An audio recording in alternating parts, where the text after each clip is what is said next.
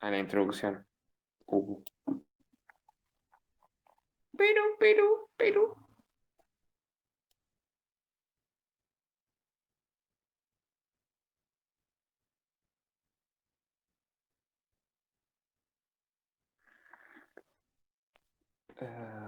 Bueno, somos el grupo 2 de quinta a octava hablando sobre el espectrofotómetro UV visible y yo soy Franco Pini, me toca hablar del primer tema.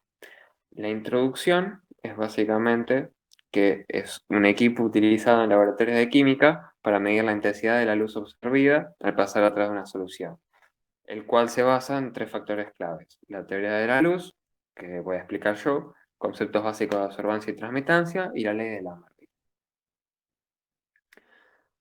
En 1666, Newton, que es el que básicamente planteó la física, creó una de sus tantas teorías, la teoría de la luz. Observó que la luz proveniente del Sol, conocida como luz blanca en este tema, al pasar por un prisma de vidrio se descomponía en muchos colores. Esos colores son los del arco iris y se conocen como espectro visible. También se dio cuenta que si colocaba justo después del primer prisma un prisma invertido, el mismo eh, volvía a componer la luz, pero en un haz monocromático. Y después también quiso mezclar todos los colores en una sola, o sea, la pintura, por ejemplo, quiso mezclar todos los colores a ver si volvía blanco, cosa que no pudo, porque le faltaba algo. Después de mucho pensar, se le ocurrió, ¿qué pasa con los colores del espectro visible si los hago girar muy rápido? Y creó este aparato que se llama disco de Newton.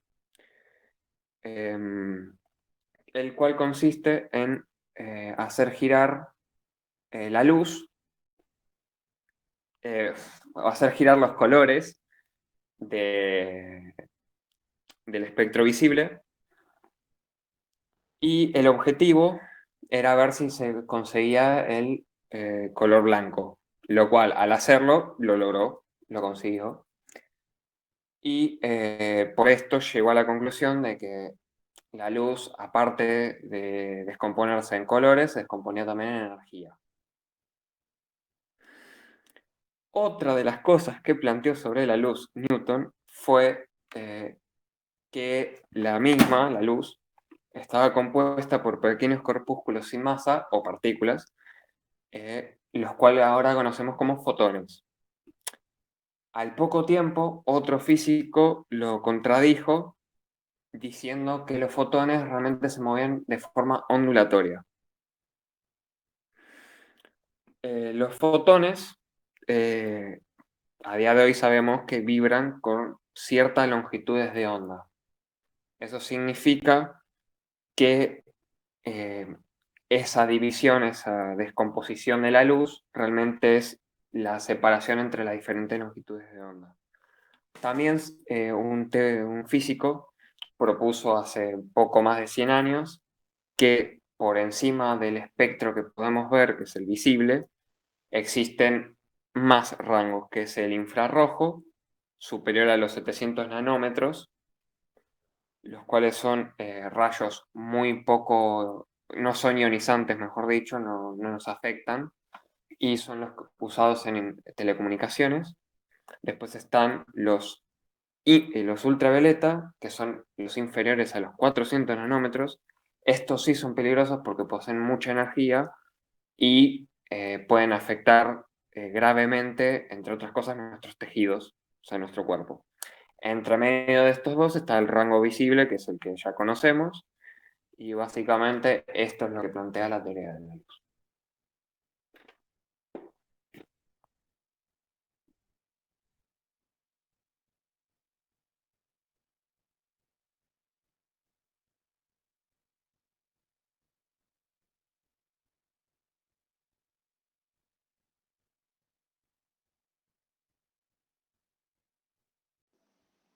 Bueno, mi nombre es Ximena Montaño. Me toca hablar de la ley de Lambert-Beer. Esta ley relaciona matemáticamente, por un lado, a la transmitancia con la absorbancia. ¿Qué es la transmitancia? Es la capacidad de transmisión que tiene una sustancia cuando incide una fuente de luz en ella. ¿Qué es la absorbancia? Es la capacidad de absorción que tiene una sustancia al ser atravesada por un haz de luz. Como se puede ver en esta ecuación, absorbancia es igual a menos logaritmo de transmitancia. Ambos conceptos están relacionados, ya que lo que no se transmite se absorbe y viceversa. A su vez, la absorbancia se relaciona con la concentración a través de esta otra ecuación. Absorbancia es igual a epsilon por concentración por distancia. Aquí nos encontramos con epsilon, que refiere al coeficiente de extinción molar. Básicamente es una constante estipulada para cada sustancia en determinadas condiciones. Luego está la concentración de la solución. En base a la ecuación podemos predecir que cuanto más concentrada esté la sustancia, más va a absorber y por ende menos va a transmitir. También se encuentra el diámetro de la cubeta o bien la longitud de paso óptico. Igual que con la concentración se puede deducir matemáticamente que a mayor diámetro más va a absorber y menos va a transmitir. Lambert-Beer se basó mayormente en la teoría de la luz de Newton, proponiendo que a cierta longitud de onda la absorbancia de un compuesto es directamente proporcional a su concentración.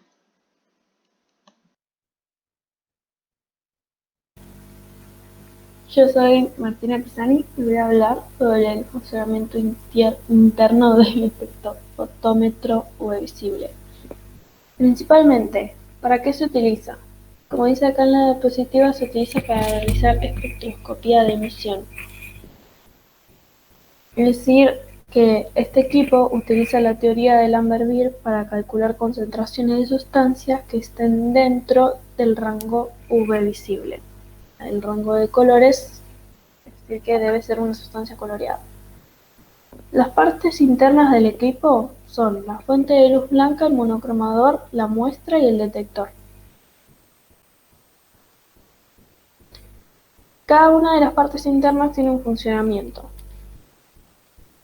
Este es que principalmente la fuente de luz blanca se dirige por la rendija hasta el prisma, donde éste separa la luz blanca en todos los colores y deja pasar por la segunda rendija un determinado color, es decir, un haz de luz monocromático, que es previamente elegido con una cierta longitud de onda. El haz de luz pega contra la cubeta y si ésta posee alguna sustancia, parte del haz de luz será absorbido y otra parte será transmitido. Entonces, continuará así hasta el detector, que es que me dice cuánta transmitancia tuve. Posteriormente, con este dato puedo determinar la concentración de la sustancia por la ley de Lambert-Beer. También voy a hablar sobre el análisis cualitativo de una sustancia. Principalmente este análisis sirve para conocer la concentración de una sustancia coloreada. ¿Cómo lo analizamos? Bueno, debemos de seguir ciertos pasos y requerimientos. Principalmente se requiere que la sustancia sea coloreada. Esta la vamos a tener que colocar como muestra en el equipo. Procederemos a analizarla con el mismo procedimiento explicado anteriormente sobre el funcionamiento interno del equipo, donde para poder elegir el color que vamos a proyectar en la muestra debemos usar el barrido espectral. Este equipo sirve para realizar un diagrama como el que se muestra en la imagen, donde la longitud de onda en el diagrama varía hasta mostrar el pico más alto, que indica la longitud de onda donde más absorbe, con un valor determinado. Así ya podemos saber el color del haz de luz que debemos proyectar en la solución, consiguiendo así el valor de transmitancia en el detector y pudiendo calcular también la concentración con la ley de Lambert-Beer. Ahora, si necesitamos otra opción para conocer la longitud de onda de este haz de luz que se debe proyectar en la muestra, podemos utilizar un círculo cromático, que es el que se muestra en la imagen. De esta manera también podemos conocer el complementario de color de la solución. Por ejemplo, si la solución es amarilla, el complementario es violeta, del rojo al verde y el naranja al azul, y así viceversa. Bueno, soy Ximena Montaño de vuelta.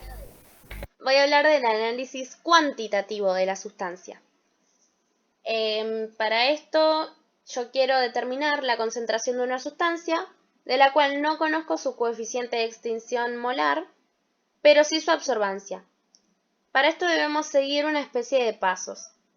Debemos preparar soluciones guía donde cada una tendrá una concentración diferente, y por cada concentración le corresponde una absorbancia diferente también.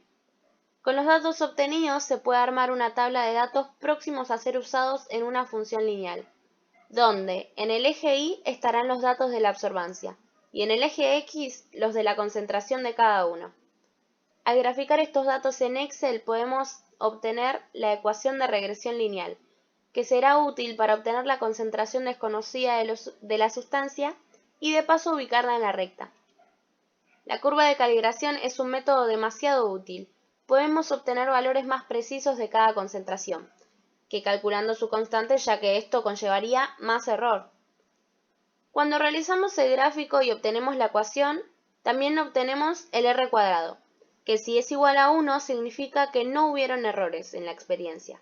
La tolerancia de error es de hasta un 10%, siendo necesario que R cuadrado sea mayor a 0,9. En caso de que R cuadrado dé menor a este valor, debemos verificar cuál es la solución que más lejos de la curva se encuentra y evidentemente esta será en la que cometimos el error. Y ahora pudimos identificarlo y rehacerlo. Por ejemplo, en esta primer curva de calibración vemos que el R cuadrado tiene un valor demasiado inferior a 0,9. Entonces automáticamente miramos en el gráfico cuál es el punto que se encuentre más alejado de la línea de tendencia. Este será el punto en el que cometimos el error.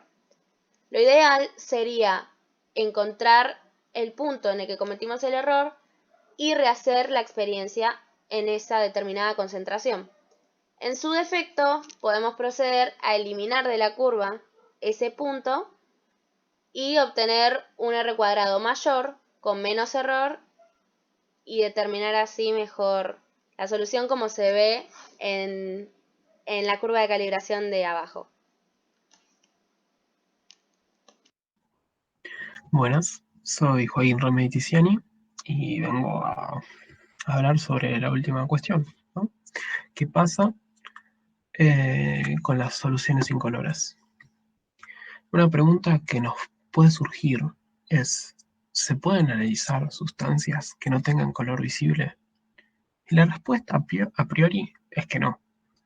Justamente el espectrofotómetro UV visible analiza sustancias de color visible. El tema es que, como técnico químico que somos, o que vamos a hacer, tenemos ciertos truquitos. Lo que se suele hacer, dependiendo de la sustancia, es hacer reaccionar la sustancia con algún indicativo del elemento que se quiere analizar. Un ejemplo muy visual de esto es el ferrato. Cuando este reacciona con el tiocianato, forma un complejo color rojo sangre, muy característico. Entonces ahí sí, como tiene color visible, podemos analizar la solución con ferrato. Bueno, seguimos, ahora sí, muy bien. Bueno, la duda que nos queda es cómo aplicamos esto a la vida real. ¿Qué aplicaciones importantes tiene esto? Y la verdad que tiene una aplicación bastante importante. Resulta que el agua que nosotros tomamos tiene varios compuestos en solución que le aportan diferentes cualidades. No es lo mismo el agua de red que el agua mineral embotellada, por poner un ejemplo bobo. Una de esas sustancias son los nitritos. La cantidad de nitritos por litro de agua es un dato para nada menor, ya que nos indica si el agua es potable o no es potable. Acá es donde entra en escena nuestra gran amiga la etilendiamina.